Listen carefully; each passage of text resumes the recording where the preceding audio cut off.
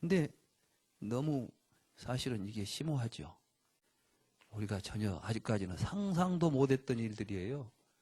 그러니까 이 이야기가 사실은 사람들에게 올바로 이해되기가 어려운 것입니다. 그래서 지금 우리가 불교를 연구한다는 사람들조차도 이런 지점을 보고 있는 사람들이 흔치 않습니다.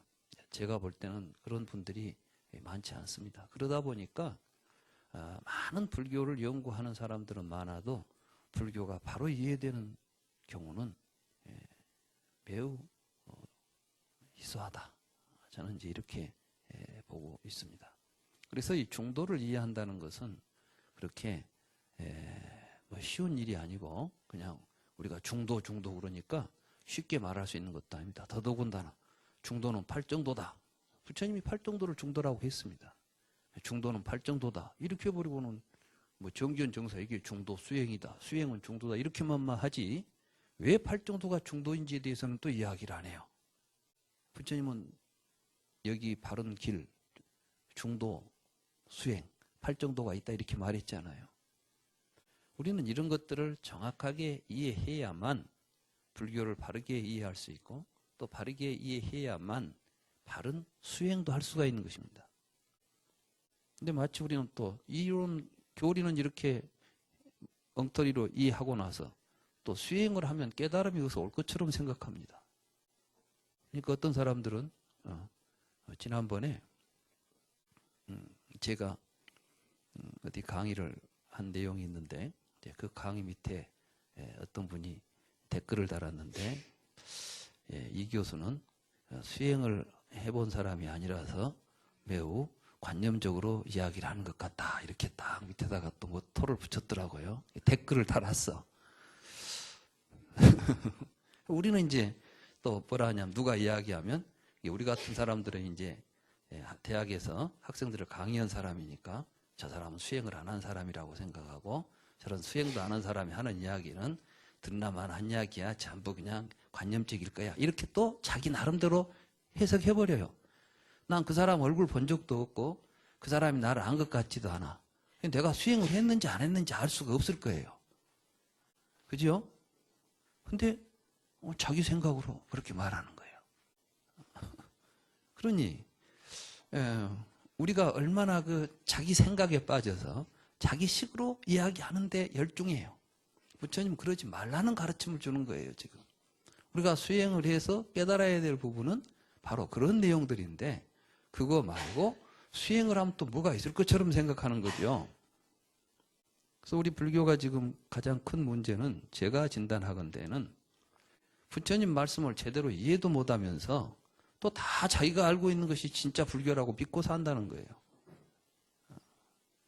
또 수행이 올바로 어떻게 되는지도 모르면서 뭐 수행한다고 굉장히 열심히 또 수행을 하고 있다는 것입니다. 부처님이 이제 그걸 딱 비유하신 게 있습니다. 장님이 횃불을 들고 가니까 장님들이 또 그 뒤를 따라다니고 있어요. 이 횃불은 불교입니다.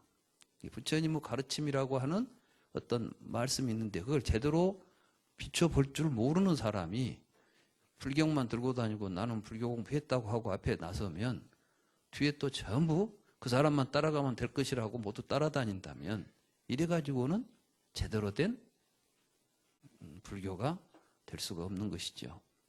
요즘 우리가 이제 제가 느끼는 우리 현실의 불교는 그런 모습들이 아닌가.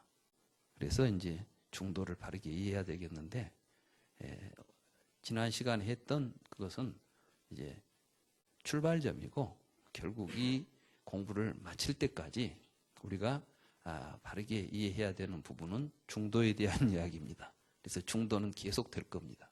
또 중도 관점에서 우리는 이제 불경을 살펴보고 가게 될 것입니다. 그렇게 되면 여러분들이 지금까지 읽었던 불경과는 전혀 다른 내용들을 같은 글 속에서 볼 수가 있을 것입니다. 아니, 볼 수 있기를 기대합니다. 있을지 없을지는 여러분들의 몫이니까 제가 뭐 여러분들이 볼 수 있네 없네까지는 말할 수 없고 저는 이 강의를 통해서 그 지점을 같이 볼 수 있기를 기대하고 있는 것입니다. 오늘은 불교의 목적에 대한 이야기를 하려고 합니다.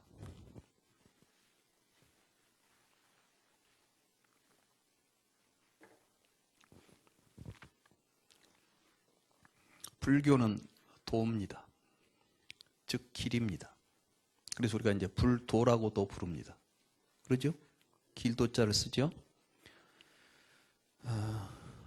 길은 무엇입니까? 무엇이 길이죠? 예, 목적지를 향해 우리가 갈 수 있는 곳을 길이라고 부릅니다. 그러니까 길은 도로가 아닙니다. 지금 대한민국의 도로가 수도 없이 많지만 목적지가 없이 가고 있는 사람은 길을 잃은 사람입니다. 그렇죠? 길 위에서도 사실은 길 위에서 길을 잃게 되는 것이죠. 길이 없으면 길을 잃을 까닭이 없는데 길 위에서. 그런데 왜 길을 잃느냐? 길을 잃었다는 것은 목표 지점을 상실했다는 거죠. 그렇죠? 그러니까 사실은 목표가 없다면 길은 애당초 없는 것입니다. 우리가 불교를 공부하기 위해서는 불교가 무엇을 지향하고 있는지, 불교는 어떤 목표를 향해서 난 길인지를 알고 가야 될 거 아니겠습니까? 정확히 모른다면 문제가 있습니다. 많은 사람들이 불교 공부하면서 깨닫자고 하더라고요. 불교는 깨달음의 종교다. 뭘 깨닫는데요? 왜 깨닫는데요? 말은 깨닫자고 하는데 깨달음은 내용도 없고 목적도 없습니다. 그냥 깨달아야 돼. 왜? 붓다는 깨달은 분이니까. 우리도 붓다처럼 깨닫자. 뭘 깨달아야 됩니까? 깨달아야 알지. 이런 생각이에요. 어디 가냐? 그러니까 가봐야 알지. 목적지를 향해서 가는 사람 보는데 어디가? 그러니까 가봐야 알지. 그게 무슨 말이 되는 이야기예요? 여러분들은 무엇을 위해서 불교를 공부하십니까? 어떤 목적을 가지고 불교를 공부하십니까?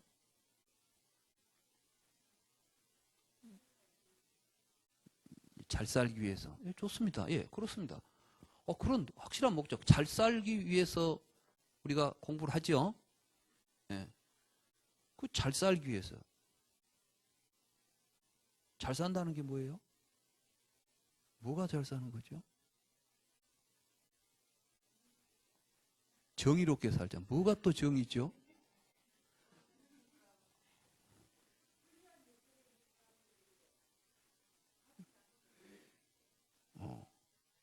그렇게 살면 어쩐대요?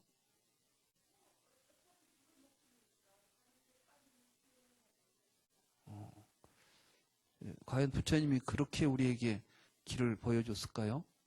예, 모르죠. 예. 그러니까 사실은 이제 설득합니다. 우리는 여기서 지금 가장 중요한 것은 이 공부를 하면서 우리 지금 여기서 좀 솔직하게 우리가 지금까지 불교를 어떻게 공부했는가에 대한 반성도 해가면서 해볼 필요가 있다는 거죠. 그러면 나는 다 잘하고 있고 내가 최고야. 내가 가는 게 오자. 내 말이 맞아. 이렇게만 하고 있으면 같이 가면서도 싸운다니까요. 지금 우리 불교계가 다 그런 거 아니에요. 근데 이게 목적지가 같구나. 확실하게 하나의 목적지를 우리가 같이 지향하고 간다면 싸울 수 있어요, 없어요? 가는데 서로 돕고 가야지. 자연스럽게 화합이 이루어지는 거죠. 그게 지금 잘못되어 있으니까. 뭐 깨달음이 뭐 도노돈수냐, 도노점수냐 이런 이야기 나오고 있으니까. 도노면 못 오고 점수면 못 오고 그거 어디다 쓰겠어요, 우리가. 중요한 건 지금 뭐냐 하면 행복입니다. 왜 다른 사람하고 나누어주고 해야 돼요? 그래야 행복해지니까. 우리는 행복에 대한 이해를 잘 못하고 있기 때문에 행복을 추구하지만 행복해지지 못하고 있다는 점을 인식해야 됩니다. 얼마 전에 어떤 친구가 설악산의 지객군 이야기를 하나 나한테 우리 요즘 카톡 같은 데 많이 오잖아요. 옮겨온 글 이렇게 해가지고. 근데 임철우 씨든가 근데 그분은 지금 이제 설악산에서 이렇게 그 짐을 운반하시는 분인데 자기 부인은 지체장애인이고 이제 뭡니까 지적 장애 있죠. 그러니까 이제 아마 연령이 7살 정도밖에 안 된대요. 근데 그 부인하고 사이에 아들을 낳았는데 아들은 그보다 더 심해가지고 도저히 키울 수가 없어서 어디 이제 장애인 보호소에 맡겨서 키우고 있고 하루 한 달 동안 설악산을 하루에 뭐 심하면 뭐 몇 차례씩 짊어지고 어떨 때는 100kg짜리 냉장고를 짊어지고 그 암자까지 올려다주고 이렇게 하는데도 한 달 수입이 150만 원이랍니다. 근데 그 사람은 그 150만 원을 가지고 자기 식구들 먹고 사는 데는 한 푼도 안 쓰고 전부 다 기부를 한답니다. 그리고 자기가 먹고 사는 것은 그 장애인에게 나오는 이런 것 가지고도 우리는 먹고 살 수 있으니까. 그러니까 그 양반이야 뭐 먹고 사는 것 외에는 밤낮 올라갔다 지게질만 하고 있으니까 돈 쓸 일도 별로 없다는 거예요. 근데 그 사람은 그 돈을 벌어서 그렇게 할 때 엄청난 행복감을 느끼고 있답니다. 누가 시켜서 하는 일이 아니라 이걸 해야 되겠고 이걸 하니까 행복해지고 그래서 그걸 읽는 순간 누구보다도 행복한 사람이겠구나. 그러면서 근데 우리는 왜 저렇게 못 살까? 분명히 거기 행복이 있습니다. 근데 우리는 그걸 결단을 못 합니다. 그렇게 살 엄두를 못 냅니다. 무언가가 우리를 장애하고 있는 것입니다, 지금. 말하자면 행복하게 살 수 있는 길이 있는데 그 길을 우리가 못 가고 있는 어떤 장애 요인들이 있는 것입니다. 부처님은 그걸 정확하게 보고 그것을 제거하도록 가르친 것이죠. 이제 그 가운데는 아까 말씀하신 대로 뭐 나누고 살자. 근데 나눠본 사람들은 아실 거예요. 이제 나누어 보면 재밌다는 것을. 남에게 베풀어 줬는데 기분이 나쁜 적이 있을까요? 내 경험에는 내가 누구한테 뭔가 주고 나면 기분 매우 좋더라고. 줄 수 있어서 좋고 그 사람이 받아서 기뻐하는 거 보면 좋고 행복이죠. 뭐 행복이 다른 거 있어요. 사실은 그래서 저는 이제 불교의 목적은 행복이다. 그러니까 이제 불교에서 말하는 열반을 다른 말로 말하면 행복이죠. 우리는 좀 열반이라는 개념을 매우 종교적으로 신비화 시켜가지고 열반을 얻었네 막 이런 이야기를 하는데 쉽게 말하면 그냥 행복입니다. 열반. 그럼 열반은 어떤 행복이냐? 괴로움이 사라진 자리죠. 그러니까 니르바나예요. 니르바나라는 것은 뭐냐? 뭐가 없어져 버린 거예요. 사라져 버렸어. 소멸해 버렸어. 뭐가 소멸했어요? 고통이, 괴로움이. 그러니까 이제 괴로움의 소멸이 곧 행복이죠. 그래서 이제 불교의 진리는 사성제의 구조를 갖습니다. 고진멸도. 그렇죠? 그러니까 괴로우니까 괴로움을 벗어나자는 것이 불교입니다. 그러니까 이제 불교를 공부하는 우리들 입장에서는 먼저 고성제를 자각해야 합니다. 그런데 고성제의 자각이 말처럼 그렇게 간단하고 쉽지 않습니다. 만약에 여러분들이 고성제를 자각하고 있다면, 우리가 자각한다면 우리는 그 괴로움에서 벗어나려고 할 겁니다. 예를 들어서 병원에 갔더니 여러분에게 죽을 병이 걸렸다고 하면 여러분은 이제부터는 무슨 생각을 하시겠어요? 그 병 고치려고 노력하겠죠? 딴 생각이 있겠어요, 없겠어요? 자, 돈 벌러 다녀야 되겠어요? 지금 그 병 고치러 다녀야 되겠어요? 병 고치러 다녀야지. 뭐 지금 다른 정신이 어디가 있겠어?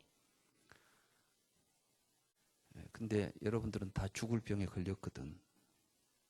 지금 의사가 진단을 안 내려서 그렇지 다 죽을 병에 걸려 있잖아요. 안 그렇습니까? 그런데 그 죽을 병 고치려고 생각해 본 적 있어요? 없어요. 이게 뭐냐 하면은 고성제가 아직 자각이 안 돼 있다는 겁니다. 그리고 우리가 불교 공부한다 하면서도 막 사성제를 외우고 다니고 난리를 치면서도 지 죽을 병에 대해서는 아무 생각이 없는 거야. 이러면서 막 공부한대요. 공부 되겠어요, 그거? 부처님은 그래서 이제 머리에 불이 난 것처럼 생각해야 된다. 이런 이야기 하잖아요. 여러분들 머리털에 불 나면 뭐부터 해야 돼요? 그렇지. 지금 여러분들이 죽을 때 생겼는데 뭐부터 해야 돼? 그 문제 해결해야 되겠죠. 그래서 이제 고진멸도 사성제는 바로 고성제는 우리 자신이 누구나 다 죽음 앞에 서 있는 존재라는 자각에서 시작되는 거예요. 시달타는 왕자로 살면서 그 호의호식을 하는데도 아무 재미가 없는 거야. 왜 머리에 불 타갖고 있는데 지금 뭐 맛있는 음식이 맛이 나겠어요? 그래서 시달타는 과감하게 뿌리치고 뛰쳐나오지 않습니까? 고진멸도 사성제는 부처님의 생애를 이야기하는 겁니다. 부처님은 괴로움을 자각하고 그 괴로움 문제를 해결하기 위해서 노력했고 그 결과 그 괴로움이 소멸하는 길을 발견했고 그 길을 가서 드디어 열반을 성취했다. 이게 이제 부처님의 일생이고 그 길을 우리에게 계시해 준 겁니다.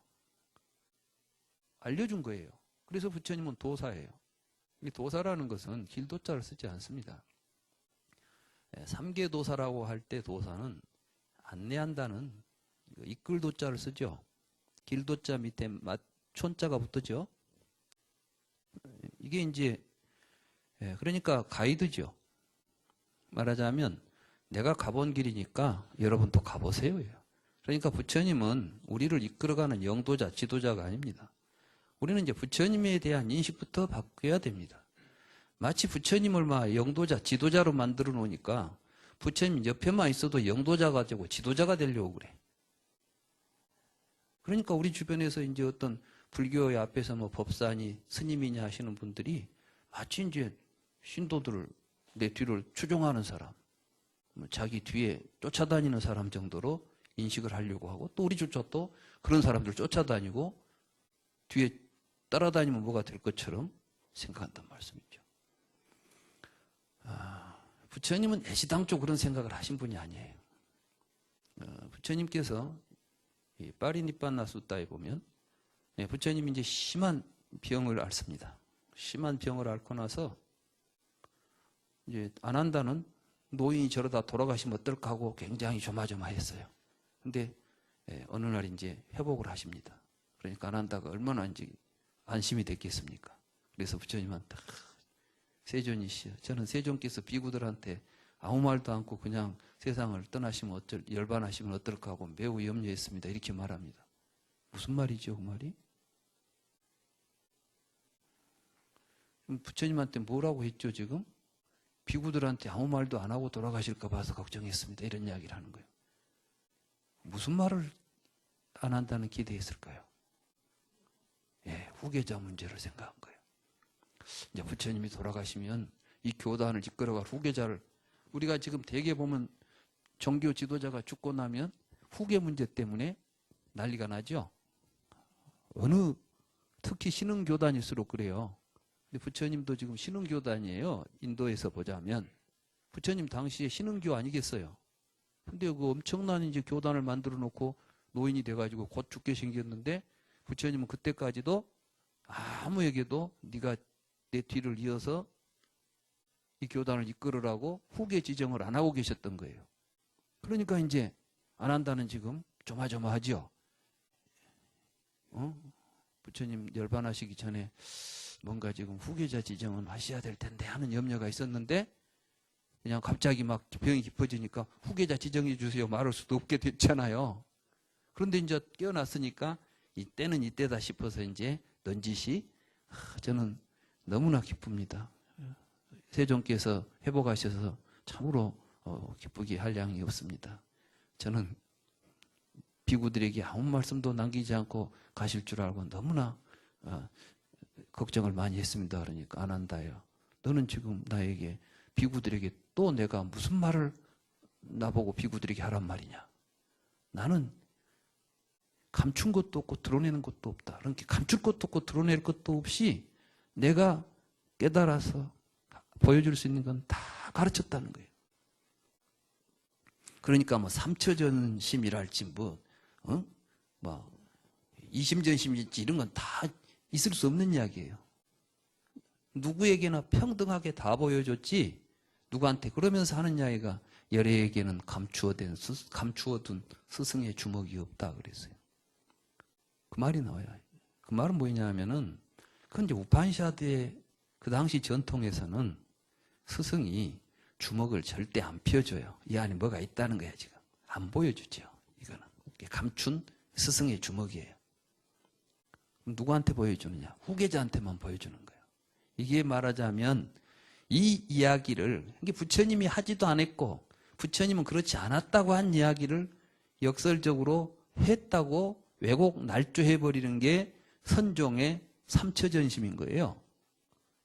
말하자면 가섭한테만 정법안장을 물려줬다 이런 이야기를 하는 거예요. 이게 그러니까 얼마나 반역적입니까? 중국 선종이라는 게 사실은 불교적인 입장에서 본다면 도저히 있어서는 안 될 짓을 하고 있는 거예요. 지금 부처님이 하지 말란 짓을 하고 있는 거죠. 부처님은 나는 드러낸 것도 없고 감춘 것도 없다.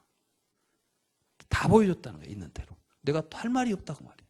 더 이상 나한테 묻지 말라는 거지. 그러면서 내가 열애가 만약에 비구들을 앞에서 이끌고 있다고 생각했거나 비구들이 열애를 따라다닌다고 생각했다면 내가 비구들에게 남겨야 될 말이 있을 것이다. 그건 뭐예요?